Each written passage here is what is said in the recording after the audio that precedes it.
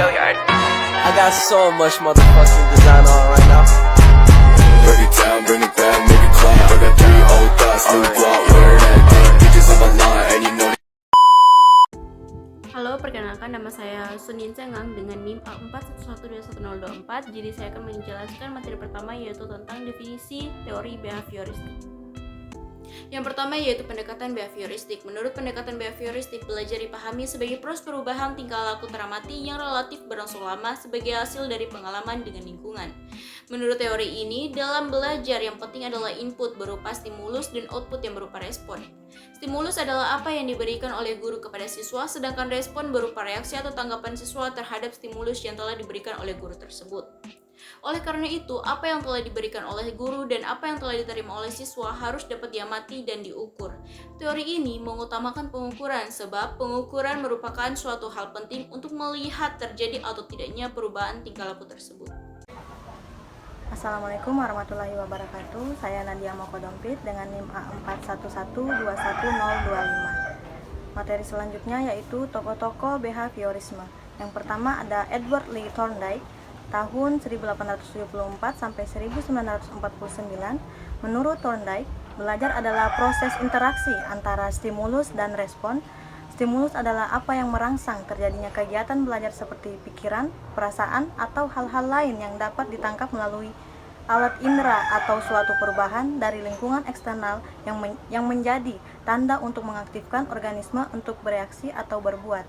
Sedangkan respon adalah reaksi yang dimunculkan peserta didik ketika belajar, yang dapat pula berupa pikiran, perasaan, atau gerakan, serta tindakan, atau akibat adanya rangsangan. Menurut Thorndike, mengemukakan bahwa terjadinya asosiasi antara stimulus dan respon mengikuti hukum-hukum berikut. Yang pertama, hukum kesiapan, yaitu semakin siap suatu organisme memperoleh suatu perubahan tingkah laku, maka pelaksanaan tingkah laku tersebut akan menimbulkan kepuasan individu sehingga asosiasi cenderung diperkuat. Yang kedua, hukum latihan, yaitu semakin sering suatu tingkah laku diulang atau dilatih atau digunakan, maka asosiasi tersebut akan semakin kuat. Hubungan stimulus respon cenderung diperkuat bila akibat menyenangkan dan cenderung diperlemah jika akibat tidak memuaskan. Yang kedua ada Ivan Petrovich Pavlov tahun 1849 sampai 1936. Melalui percobaannya terhadap anjing, di mana perangsang asli dan netral dipasang dengan stimulus bersyarat secara berulang-ulang sehingga memunculkan reaksi yang diinginkan. Adapun urutan kejadian melalui percobaan terhadap anjing tersebut, yang pertama ada US atau unconditioned stimulus, stimulus asli atau netral. Stimulus tidak dikondisikan, yaitu stimulus yang langsung menimbulkan respon. Misalnya, daging dapat merangsang anjing untuk mengeluarkan air liur. Yang kedua ada UR atau unconditioned response, disebut perilaku responden. Respon tak bersyarat, yaitu respon yang muncul dengan hadirnya US, yaitu air liur anjing keluar karena anjing melihat daging. Yang ketiga ada CS atau condition stimulus. Stimulus bersyarat yaitu stimulus yang tidak dapat langsung menimbulkan respon. Agar dapat menimbulkan respon perlu dipasangkan dengan US secara terus-menerus agar menimbulkan respon. Misalnya, bunyi bel akan menyebabkan anjing mengeluarkan air liur jika selalu dipasangkan dengan daging. Yang terakhir ada CR atau condition response. Respon bersyarat yaitu respon yang muncul dengan hadirnya CS. Misalnya, air liur anjing keluar karena anjing mendengar bel. Yang ketiga ada Bruce Frederick Skinner. Menurut Skinner, hubungan antara stimulus dan respon yang terjadi melalui interaksi dengan lingkungannya, yang kemudian menimbulkan perubahan tingkah laku, tidaklah sesederhana yang dikemukakan oleh tokoh-tokoh sebelumnya. Menurutnya, respon yang diterima seseorang tidak sesederhana itu, karena stimulus-stimulus yang diberikan akan saling berinteraksi, dan interaksi antar stimulus itu akan mempengaruhi respon yang dihasilkan. Respon yang diberikan ini memiliki konsekuensi-konsekuensi. Konsekuensinya inilah yang nantinya mempengaruhi munculnya perilaku. Oleh karena itu, dalam memahami tingkah laku, seseorang secara benar harus memenuhi dan memahami hubungan antara stimulus yang satu dengan yang lainnya. Yang keempat ada Edwin Ray Guthrie, di mana asas belajar Guthrie yang utama adalah hukum contiguity, yaitu gabungan stimulus-stimulus yang disertai suatu gerakan. Hukuman memegang peranan penting dalam proses belajar. Hukuman yang diberikan pada saat yang tepat akan mampu mengubah tingkah laku seseorang. Baik, selanjutnya saya perkenalkan, nama saya Karima Zulkaida, NIM A41121023. Ingin menjelaskan tentang teori kognitivisme, yaitu tentang definisi kognitivisme sebagai berikut. Definisi kognitif berasal dari kata cognition yang mempunyai persamaan dengan knowing yang berarti mengetahui. Dalam arti yang luas, cognition atau kognisi ialah perolehan penataan penggunaan pengetahuan menurut Muhyiddin tahun 2005. Teori belajar kognitivisme lebih mementingkan proses belajar daripada hasil belajar itu sendiri. Menurut Baharudin menerangkan teori ini lebih menaruh perhatian daripada peristiwa-peristiwa internal. Teori belajar kognitif lebih menekankan bahwa belajar merupakan suatu proses yang terjadi dalam akal pikiran manusia. Dalam belajar, kognitivisme mengakui pentingnya faktor individu dalam belajar tanpa meremehkan faktor eksternal atau lingkungan. Bagi kognitivisme, belajar merupakan interaksi antara individu dan lingkungan, dan hal itu terjadi terus-menerus sepanjang hayatnya. Model pembelajaran kognitif mengatakan bahwa tingkah laku seorang ditentukan oleh persepsi serta pemahamannya tentang situasi yang berhubungan dengan tujuan belajar. Saya Siti Nurhalisa Lasikwa dengan Standbook A41121030 akan melanjutkan materi selanjutnya, yaitu pemuka dan tokoh teori perkembangan kognitivisme. Pertama, teori perkembangan kognitif yang dikembangkan oleh Jean Piaget. Dalam bidang ilmu psikologi dikenal suatu teori mengenai struktur kognitif. Menurut Piaget, pemikiran manusia mempunyai struktur yang disebut dengan skema atau skemata, yang sering disebut struktur kognitif. Dengan menggunakan skemata itu, seseorang mengadaptasi dan mengkoordinasi lingkungan sehingga terbentuk skemata yang baru. Dengan kata lain, apabila suatu informasi atau pengetahuan yang dikenalkan pada seseorang dan pengetahuan itu cocok dengan skema yang telah dimilikinya, maka pengetahuan itu akan diadaptasikan melalui proses asimilasi dan terbentuklah pengetahuan baru. Yang kedua yaitu teori perkembangan kognitif yang dikembangkan oleh Jerome Bruner. Berbeda dengan Piaget, Bruner melihat perkembangan kognitif manusia berkaitan dengan kebudayaan.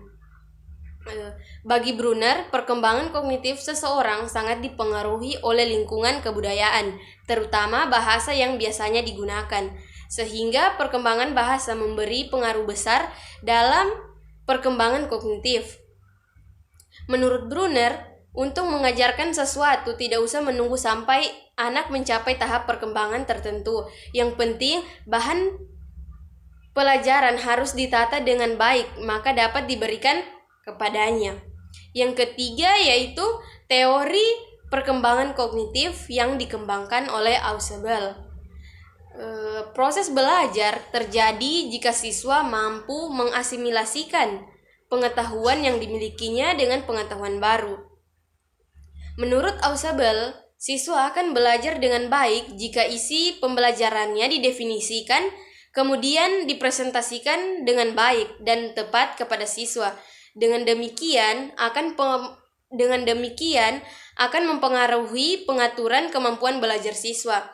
Dan yang terakhir yaitu teori perkembangan kognitif yang dikembangkan oleh Robert M. Gagne. Salah satu teori yang berasal dari psikolog kognitif adalah teori pemrosesan informasi yang dikemukakan oleh Robert M. Gagne. Menurut teori ini, belajar dipandang sebagai proses pengolahan informasi dalam otak manusia.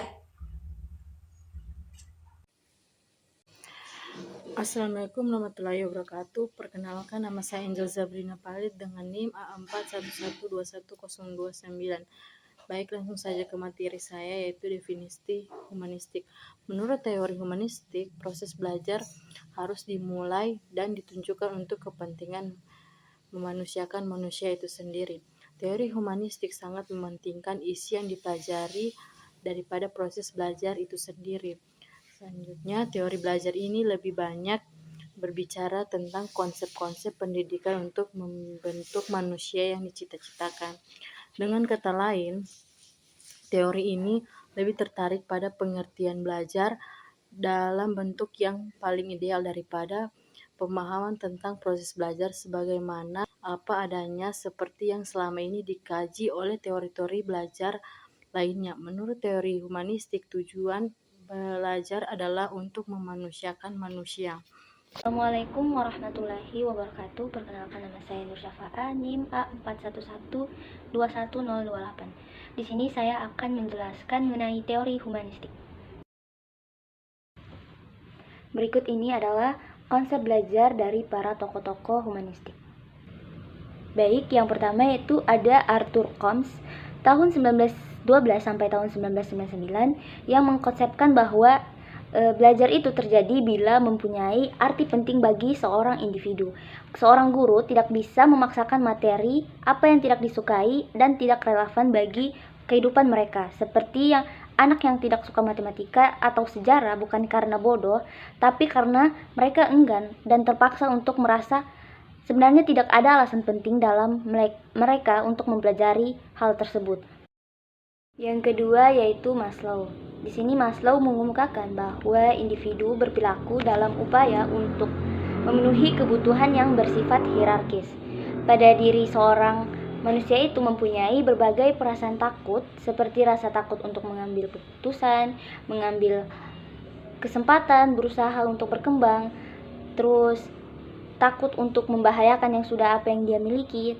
Tetapi di sisi lain, seorang juga memiliki dorongan untuk maju ke arah ketuhan, keunikan diri, ke arah berfungsinya semua kemampuan yang ia miliki, dan kepercayaan diri menghadapi dunia luar.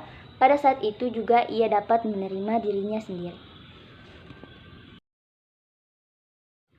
Yang terakhir yaitu Carl E. Rogers. Di sini mengkonsepkan bahwa belajar itu dipandang sebagai fungsi keseluruhan pribadi manusia. Mereka berpendapat bahwa belajar yang sebenarnya tidak dapat berlangsung bila tidak ada keterlibatan intelektual maupun emosional peserta didik. Oleh karena itu, menurut teori belajar humanisme, bahwa motivasi belajar harus bersumber dari diri individu itu sendiri. Assalamualaikum warahmatullahi wabarakatuh. Perkenalkan, nama saya Rahmasari dengan NIM A41121027. Teori konstruktivisme menurut perspektif konstruktivis dalam pembelajaran, guru membantu mencapai tingkat pengetahuan yang lebih tinggi dan anak-anak memiliki kesempatan untuk secara sadar menggunakan metode pembelajaran mereka sendiri.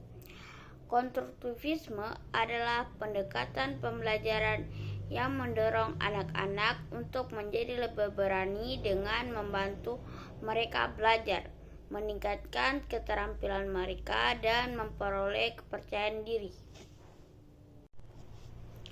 Tokoh konstruktivisme. Tokoh pendidikan seperti John Dewey, John Piaget, Maria Montessori, dan Lew Vygotsky adalah contoh pemimpin konstruktivisme dalam pendidikan. Siswa harus dapat menemukan, memahami, dan menggunakan data menurut pendapat konstruktivisme.